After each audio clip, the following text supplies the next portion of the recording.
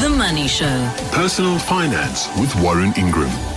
So how do you choose your friends? I mean, do your friends choose you? Do you choose your friends? Are there some people you hang out with more than others? There's a saying that you're sort of, what is it? You're the sum of the four people you see the most of. Well, there's lots of things like this. But are your friends making you poor? Not stealing from you. I mean, it's effectively the same thing. But if you've got fashionable friends, they can be lethal to your financial well-being. It's often to follow your friends or family when they tell you about new great investment ideas, delivering great returns, or new shiny toys, or wonderful holidays. And we don't want to miss out on good things. But I tell you what, if you are not careful, your friends can make you poor. Warren Ingram. It's better just to have, it's actually more profitable to have no friends than friends who make you poor. That's my view anyway. Friends make your life rich, Bruce. So I would hate for you to do that as an investment strategy.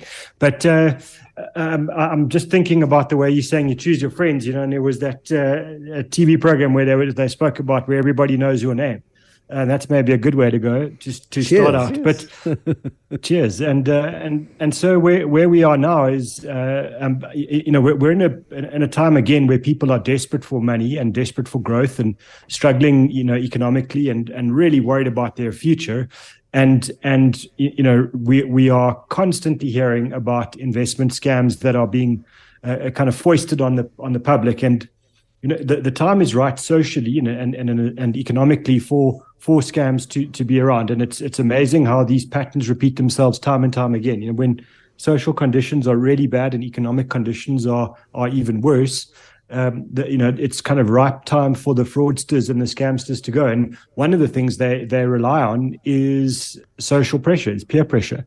And I'm pretty sure you covered it, but there was that famous Ponzi scheme in South Africa with I think it was Tannenbaum. Barry Tannenbaum, yeah.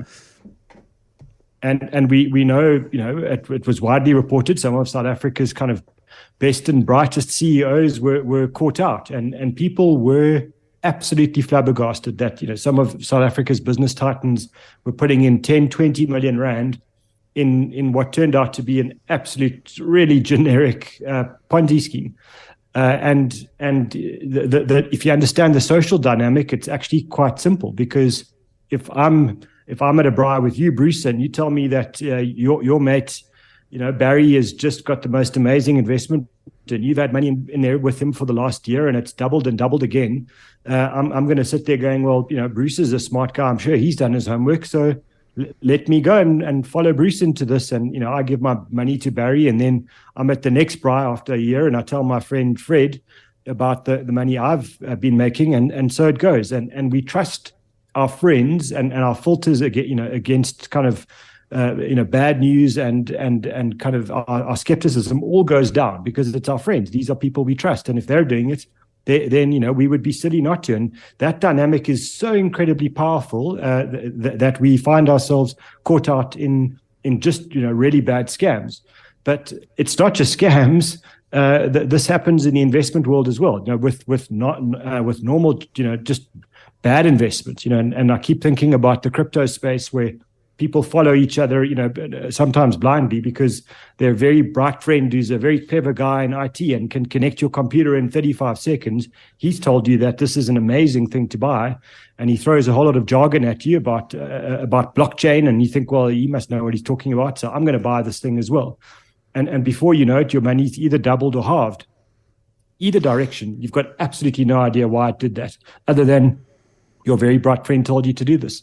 And we're in that cycle now, Bruce. It's time to be very skeptical and listen to your friends about things like the weather and sport and things like that. But when they start telling you about the investments with enormous confidence about why something's definitely going to double, it's probably a time to tune them out and smile, politely and nod and keep your money invested in kind of sensible, boring stuff, which is going to grow over time, not double or halve.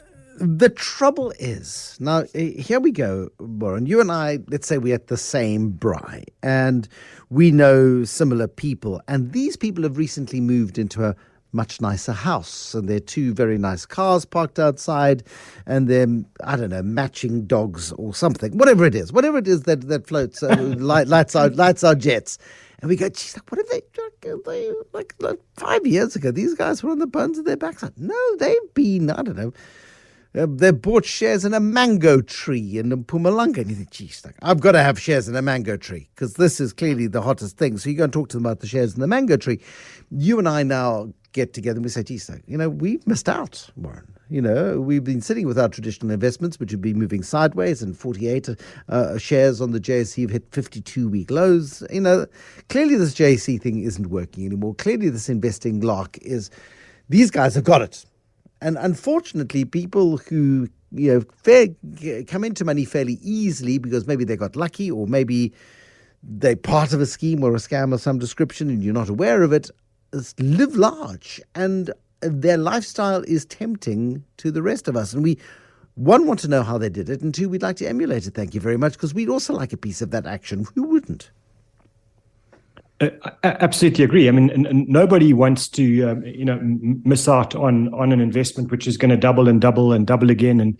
And we also want to be living large in 5 years from now. I understand the desire and I understand the urge, and it's multiples worse when you're in real deep financial trouble. And any kind of, hope seems like a lifeline that you just can't miss out. The important thing to understand here is there is nothing that just kind of keeps going up and up and up, very consistently over time. There is no investment in the world, doesn't matter whether it's a brilliant business and a brilliant share or a brilliant property portfolio, whatever it is, there is no good, sensible, I want to say high probability investment that will just keep going up. At some point, great investments go sideways, they go down, and they disappoint us, although temporarily. And understanding that is key to this whole investment world, because when we're sitting in a time like this, and I see those headlines, all these companies making 1 year lows on the JSE. That's the time when the either the ignorant or the scamsters get loud, because it's easy to be vocal when you're ignorant. It's easy to tell everyone, that the whole financial system is going to collapse and the whole system is rigged against you, and et cetera, et cetera, et cetera. All of those are already, you sound really clever when you say these things, and people listen to you with big eyes because you expounded with confidence, and on its own, that becomes addictive just to keep saying those things. And then you use social media just to boost it a little bit more, and it's even more dramatic. And all of that stuff is going on, and what's actually happening is, those 48 shares that have made 52-week lows, 1 year from now, no one's shouting and screaming about how they're suddenly, making new 52-week highs and recovering their losses. The people are now shouting and screaming about some other new thing that's gone on out there. Ignorant people are the loudest, and that's what happens in the investment world. People with nothing speak the most, and the ones that are really doing sensible investment strategies, making consistent growth over long periods of time, they're not at the braai telling you about how amazing their investments are, because firstly, they're probably not watching it every day. And secondly, it's kind of boring. It's just doing its thing. And, if you ask them 1 year, what are you doing? They're going to say, I've got a decent balanced portfolio and it's going okay. And then a year later, well, it's going a little bit less okay, or even a little bit better than it was the year before. It's boring. It's not exciting. It's not meant to be exciting. It's not a sport. It's about compounding money year after year after year and allowing things to grow for you. And it's just not exciting. Warren, I want to pick up on exciting now. I want to pick up on social pressure in a moment as well, because when you stand around that same braai fire and you're getting smoke in your eyes, and now the one person there are 5 people around the braai. There are the one person holding court and telling people how clever they are, and there are 3 other people at that braai drinking the Kool-Aid or whatever it is that is at that braai. If the Kool-Aid's available, you're at the wrong braai. But you're the only skeptic. You are probably the sort of person who calls them out on their bull dust. But I want to know how we manage that dynamic. Do we just quietly walk away from the conversation before we get drawn into it? Or do we argue the points? Because it's very hard to argue with a zealot. It's very hard to argue with somebody who has absolute conviction in their call, particularly when they've had a year or two of success in a particular alleged investment opportunity. But pick up on that with Warren Ingram, co-founder, personal financial advisor at Galileo Capital. Money Show. Personal Finance with Warren Ingram. So do you walk away from the discussion? Do you intervene in the discussion? Do you say, no, guys, I've got a much better idea. Let's do something really boring. I mean, you would, because you're that kind of guy. But it's quite a hard conversation to have, isn't it, Warren? It is a hard conversation to have, and I guess you need to understand yourself and your motivations for entering the debate. I mean, I think one thing Donald Trump taught us, in his political debates, is it's impossible to debate a fool. They are absolutely convinced that they're right, and there is no opportunity to see the other side of the equation. So two sides of a coin that doesn't exist for them. There is only one side, and it's their side, and everybody else is wrong. And so when I'm faced with a situation like that, I kind of smile and then start looking for my wife, to kind of make an elegant exit and leave the bar as fast as possible before I do put my foot in it and blow up a social situation which was probably pleasant before then. Okay, but now the other three guys, because there are five of you, turn to you and say, Warren, you're a financial advisor. What do you think of our newly wealthy host's investment strategy? And that happens more times than I care to admit. And so I think there's two things. One, you in the interest of politeness, you give a generic answer, which is, I prefer diversification, I prefer long-term growth, I prefer buying shares in companies that are listed on a legitimate stock exchange where they make money and they generate profits that I can see and dividends that I can understand, and they sell products that we all buy. And I think people that know me are sick of me quoting Warren Buffett, but I'll find some valid, although well-used, what Warren Buffett quote about businesses that have a moat. And I'll always say, the people that have done well, I'm sure they have, but I don't know anybody that's done better in the investment universe than Warren Buffett. And he's kind of a bright guy, and his success is measured and tracked on a very public forum for the last 60 years, and doesn't seem to be doing too badly. And I'd rather follow him than anyone else that has no public track record. So I think you can kind of find a way out of it. But the one thing I've learned, and it's happened on the show a few times, Bruce, where we've blown up, investment scams and kind of brought the public relations person from whatever the new investment scam is, and we put them on air, and for weeks after that, my social media is blowing up with people accusing me of wanting to keep them down, wanting to deny them an opportunity for growth and getting their way out of the difficult situation they're in. And this new thing is, I can remember Chips of Gold was the one that really freaked me out, and how that was going to change everything. And I don't know, Chips of Gold haven't changed in thousands and thousands of years, but suddenly it was the new thing. People who are desperate don't hear reason, and that's maybe the other comment here is, when people are desperate, finding a time to kind of help them see reason. It's very difficult to do, and if you're in that position, just understanding that people who do this for a living aren't trying to keep you down; they're trying to help you grow, so that you can build wealth and become part of the solution, not part of the problem. And there is no one in kind of mainstream media that's trying to keep you down. They're trying to grow and educate. And I think that's always the thing that bothers me about this message is, the scamsters say the whole system is rigged. Well, the whole system has worked very well for thousands and thousands of retirees over the last 150 years. It's designed to take advantage of rationality, not irrationality. Dear Warren, says Peter, I'm a young professional doing articles. Well done, Peter. Do you have an MBA? I'm a young professional doing articles, and we had a visit from an agent of a life assurance company. The agent wants to sell me life and disability insurance. Can I just focus on my savings? I'm single with no children.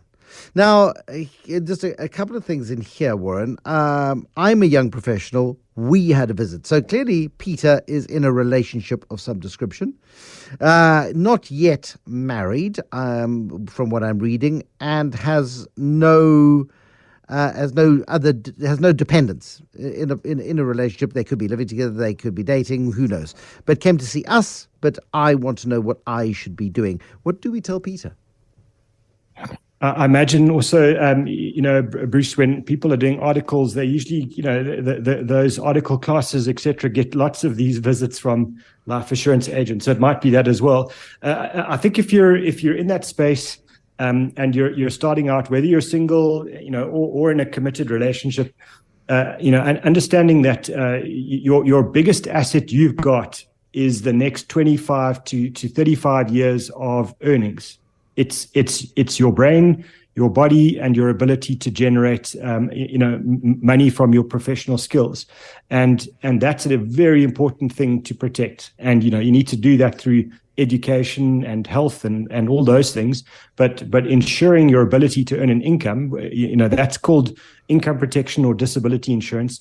I think it's a key and it's a critical thing that you really should be focused on. And unfortunately, it's one of the more expensive forms of insurance, so it's often neglected. But I would really encourage Peter and people like him to consider it very carefully.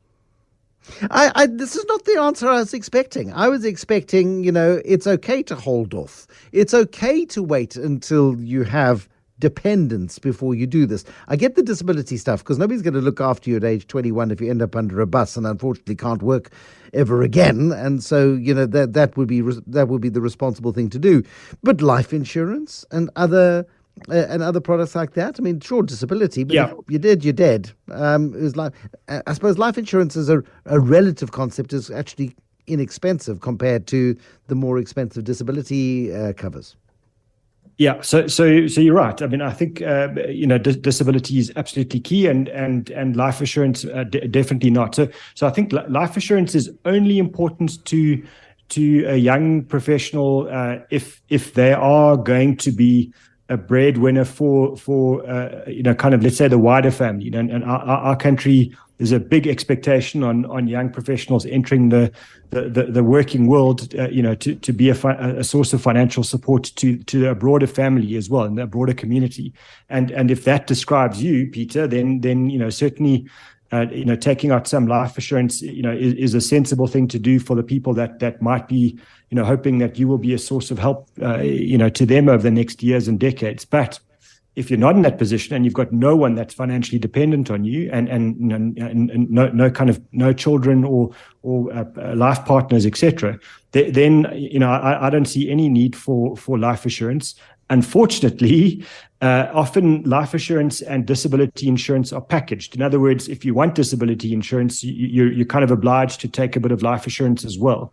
As you say, Bruce, it's cheap. So especially someone who's young and healthy, the life assurance is just not going to be that expensive, in comparison to disability insurance. So I think, if focus on the disability. My biggest comment though would be, don't buy from the first agent that knocks on your door at your business or at your university and seems friendly and charming and buys you a cappuccino. What you need to do is get 3 quotes, and it's difficult and irritating to do, but you have to get 3 quotes and tell all 3 agents. Be transparent to say, look, I'm going to get a quote from three of you. And I'm going to show your quotes to everyone else that's giving me quotes as well, so that you can each pitch your idea to me and tell me the relative strengths of your investment or your insurance versus your competitors and why it's better. Yeah. And by the end of the 3rd quote, you'll have a really good idea of what you should be doing, what it's going to cost you, and why it's important. But please don't just buy from the first person. And please understand what you're buying. The exclusions are the most important thing. Understand what it is that you're buying. Perhaps a bit more detail next week, Warren, on just understanding when it comes to buying disability cover, how you need to read the documents and understand those documents, because not all disability cover is equal. And the terminology that's used and all of that sort of stuff, although they claim that it's perfectly crystal clear and good, I find it very difficult to penetrate. So maybe if not next week, you've got another idea, that's fine. But let's talk about that in the not too distant future. Warren Ingram, co-founder at Galileo Capital, personal financial advisor, and wise individual at the Briarfire.